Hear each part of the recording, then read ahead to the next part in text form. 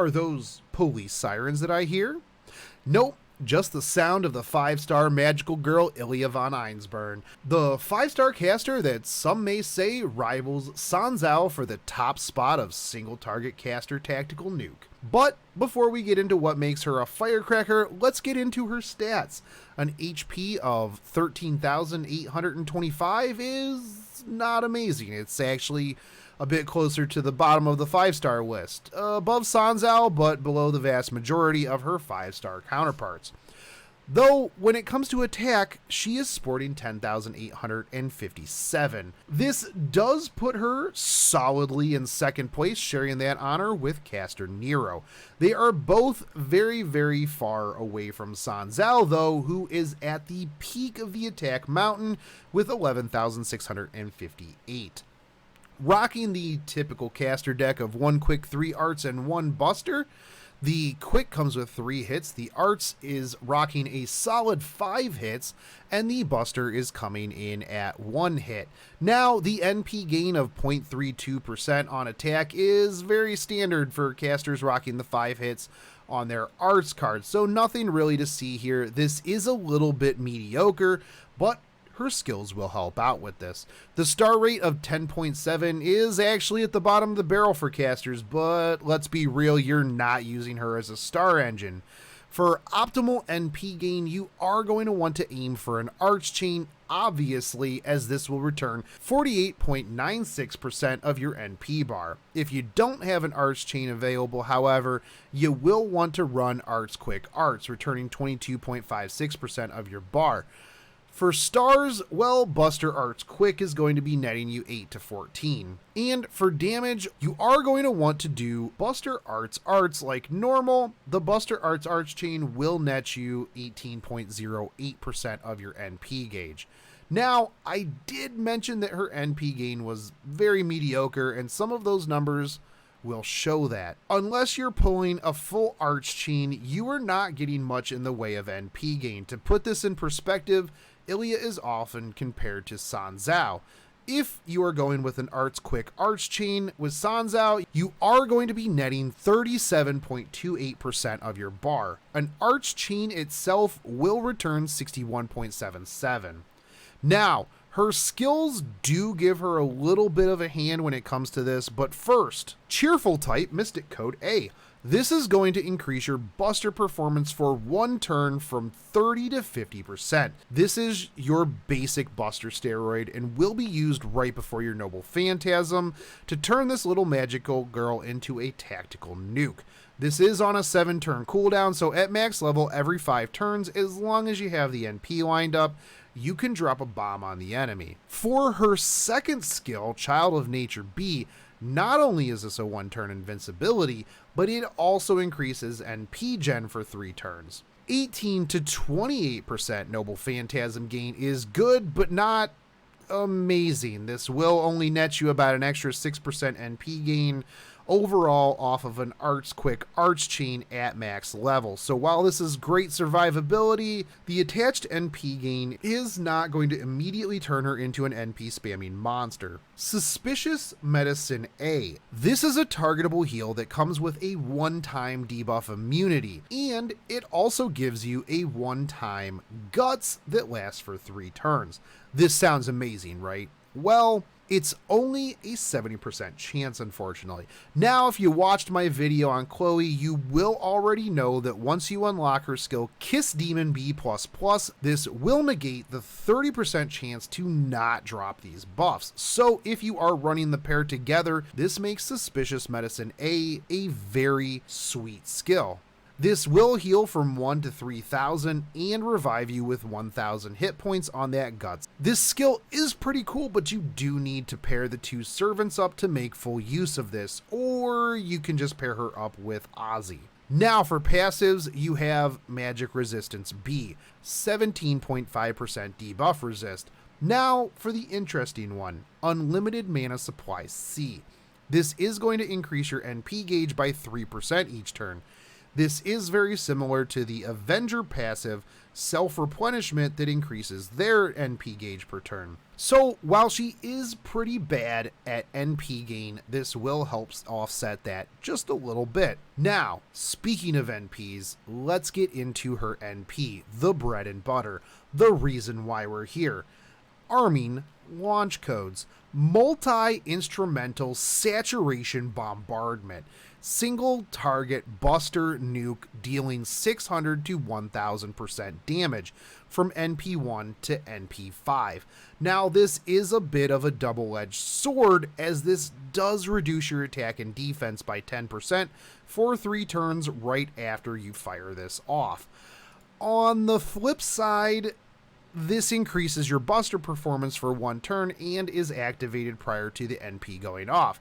So you lose 10% attack, but gain 20% buster on overcharge 1. Now, if you are able to get this overcharge up a bit, you will be hitting 50% at overcharge 3 and 80% at overcharge 5. Now you might be thinking, wow, this is insanely good. So much damage. Insert flex tape meme here. Oh, hey, Billy Mays. Yeah, I'll wait. Oh, there's more? That's right, this gets an interlude upgrade, adding another 200% damage across the board. That's 800 to 1200% damage. Now, the overcharge stays the same and the detriments do as well, but now you are gaining an additional 20% NP gen and 20% crit star gen for 3 turns. So if you follow up the turn after and you are running both of your NP gain skills and you happen to hit an arch chain, well, you're going to be getting back 62.86% of your bar. That's pretty sweet. Now, when it comes to Ascension, it's not the worst. 9 seeds, 10 pages, 12 feathers, 5 scarabs. Now, the scarabs might be a little bit tough, but wait, there's 10 in the event store, so never mind that. Feathers are pretty rough drop too, but there's 20 in the shop as well. Oh yeah, and seeds are in there too, 30 of them in fact, and you guessed it, pages as well. But what about the skills? 15 pages, 18 seeds, 24 homunculus babies, and 10 spirit roots. These ones you're likely going to need to farm. The babies are not too terrible. The seeds, well, yeah, they're not great either. Pages are pretty good drops during the event, so use your time to farm those as you will need them. The roots shouldn't be too bad, as we have been getting quite a few of them from previous events. When it comes to CEs, well, to start off with, one of the better CEs is going to be Azure Magic Girl that comes from the same banner. Now, why is this good? It helps increase her mediocre Noble Phantasm gain by giving you, at base, 25% more NP gain. With all of the skills and passives, this will actually put her into a pretty decent spot. This will bump her up to a little over 70% on an arch chain, so that is a gain of about 7.25% NP gain off just this CE alone. If you limit break it, you will gain another 1.5%, so this will help with the NP gain as well. It also starts you off at 40% starting gauge and 50% when limit broken. Holy Knight of Learning is also an option from the Christmas event that is going to be coming out. This is going to increase your NP gen as well as your NP damage. Because the big focus on her is her NP, running Black Grail or Heaven's Feel is great to emphasize the damage that you can fire off. Now, one of the big things is she does have a lot of inherent buster up damage. As such, stacking attack damage will actually help, as this will be multiplicative, so a Golden Sumo would be very good here for the extra attack damage. But if you want to go even further beyond and focus on the buster damage of her NP, you can rock that limited 0 over, or you can rock Heroine Ellie Chan's Adventure. I would personally go with Ellie Chan, not only because the art is cute, but because you get a better overall bonus, being 10% buster and 20% Noble Phantasm damage versus just the base 25 buster. As for teammates, well, a waiver would work fantastically with her. He can provide her with attack up that she needs, as well as charge her NP bar. A little bit of a no-brainer here. As stated earlier, if you want to make better use of her third skill, teaming her up with an Ozzy or a Chloe is great, as long as you do have Chloe's interlude done for that bonus on that third skill. Ozzy additionally brings some added attack to the team to help push even more damage out of this little girl's noble phantasm. Nero Bride is going to be a great teammate for the targeted attack up as well as NP gain. She is arts based, so it will help with setting up arts chains to get Illya closer to firing off her Doomsday weapon. Also, since Illya doesn't have the most HP in the game, the targeted heal and defense increase will work splendidly. If you are looking for the buffs, I actually would suggest Caesar, increasing NP strength, increasing attack. This is everything that Illya can't do herself, and as these will all be stacking multiplicatively, he actually fits fairly well here.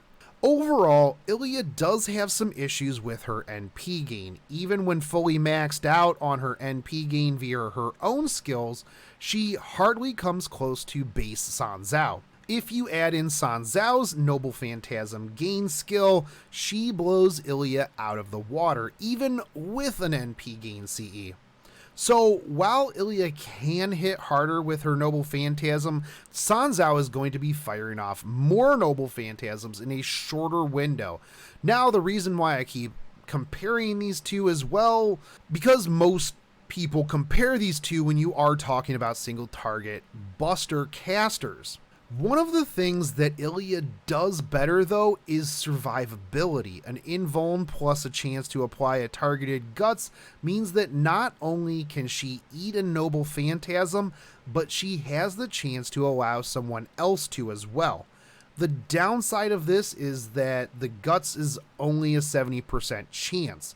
The invuln is also tied to her NP gain skill. Her Buster Up skill is pretty big at 50% and should always be used with her Noble Phantasm for a base of 70% Buster Up.